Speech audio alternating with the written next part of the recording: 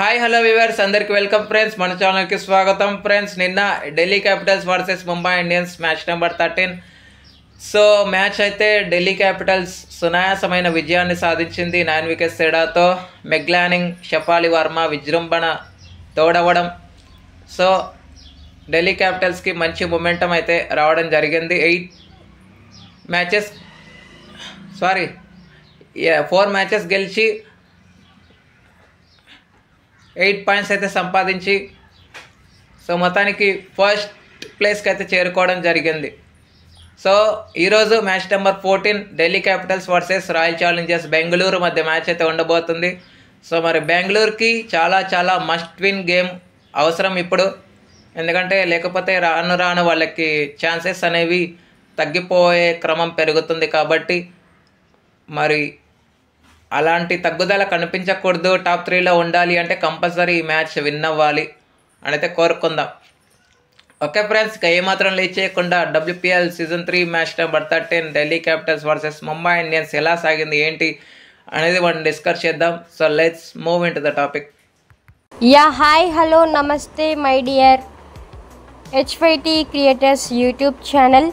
మీకు గనక మా వీడియోస్ నచ్చినట్లయితే లైక్ చేయండి, అలాగే కామెంట్, షేర్ అండ్ సబ్స్క్రైబ్ చేయండి. పక్కనే ఉన్నటువంటి ఆప్షన్స్లోకి వెళ్ళి ఆల్ అనే ఆప్షన్ని సెలెక్ట్ చేసుకోండి.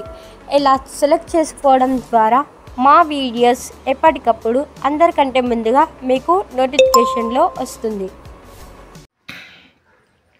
టాస్ గెలిచి మొదట ఫీల్డింగ్ ఎంచుకున్న ఢిల్లీ క్యాపిటల్స్ స్టార్టింగ్ మాత్రం ముంబై ఇండియన్స్కి మంచిగా చక్కగా స్టార్ట్ అయింది. 30 రన్స్ వరకు వికెట్ పడలేదు. ఒక బౌండరీ కొట్టిన తర్వాత చాలా వరకు డాట్ బాల్స్ పడడం, ఆ డాట్ బాల్స్ వల్లే ప్రెషర్ ఎక్కువడం, షాట్కి ట్రై చేయడం. యస్తికా భాటియా 11 రన్స్ తీసి అవుట్ అయింది. అక్కడి నుంచి వికెట్ల పరంపర కొనసాగుతూ వచ్చింది. ఓవర్ తేడాతో ఎలీ మ్యాక్సిస్ కూడా 22 రన్స్ తీసి అవుట్ అయింది. కానీ హర్మన్ప్రీత్ కౌర్ అండ్ స్టీవర్ బ్రంట్ ఇద్దరు కలిసి కుదురుకున్నట్టే కనిపించారు. కానీ బ్రంట్ 18 రన్స్ తీసి అవుట్ అయింది. పార్ట్నర్షిప్ లైట్గా బిల్డ్ అవుతున్న క్రమంలో జస్ జానసన్ మంచిగా బ్రేక్ ఇవ్వడం జరిగింది. సో హర్మన్ప్రీత్ కౌర్ కూడా 22 రన్స్ తీసి అవుట్ అయింది. ఎవరు కూడా అంతగా ఆకట్టుకోలేరు వీళ్ళిద్దరు అవుట్ అయిన తర్వాత. కానీ లాస్ట్ మూమెంట్లో ఎమ్మెల్యే కేర్ అండ్ అమన్జోత్ ఇద్దరు కలిసి ఈచ్ 17 రన్స్ చేయడం వల్లే 125 రన్స్ అయినా స్కోర్ చేయగలిగింది. 123 రన్స్ అయినా స్కోర్ చేయగలిగింది ముంబై ఇండియన్స్. సో ఎక్స్ట్రాస్ 5 మాత్రం, నో ఎక్స్ట్రాస్ ఇచ్చారు ఢిల్లీ క్యాపిటల్స్. ముఖ్యంగా ఫీల్డింగ్ క్యాచెస్ మాత్రం చాలా అద్భుతంగా సాగిందని చెప్పుకోవచ్చు ఢిల్లీ క్యాపిటల్స్ నుంచి. సో వికెట్స్ కనుక చూస్తే 3 for 25 జస్ జానసన్, 3 for 17 మిన్నుమణి అండ్ శిఖా పాండేకి ఒక వికెట్, జానసన్కి ఒక వికెట్, ఒక రన్అట్ రూపంలో వికెట్ అయితే కోల్పోవడం జరిగింది. అనంతరం లక్ష్య ఛేదన ఆరంభించిన ఢిల్లీ క్యాపిటల్స్కి పవర్ ప్లే ముగిసే సమయానికి 57 అంటే first over 5th ball 6th బాల్లో మెగ్లానింగ్ బౌండరీస్ వరద స్టార్ట్ చేసింది. అక్కడ నుంచి నో స్టాపింగ్, ఎంటర్టైన్మెంట్ లోడింగ్ అంతే అలానే సాగుతూ వెళ్ళింది. పవర్ ప్లే ముగిసే సమయానికి 57 ఉండింది.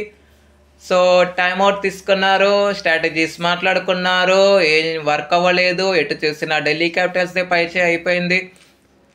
సో 85 స్కోర్ ఉన్నప్పుడు షఫాలి వర్మని అమన్జోత్ కౌర్ అవుట్ చేసింది.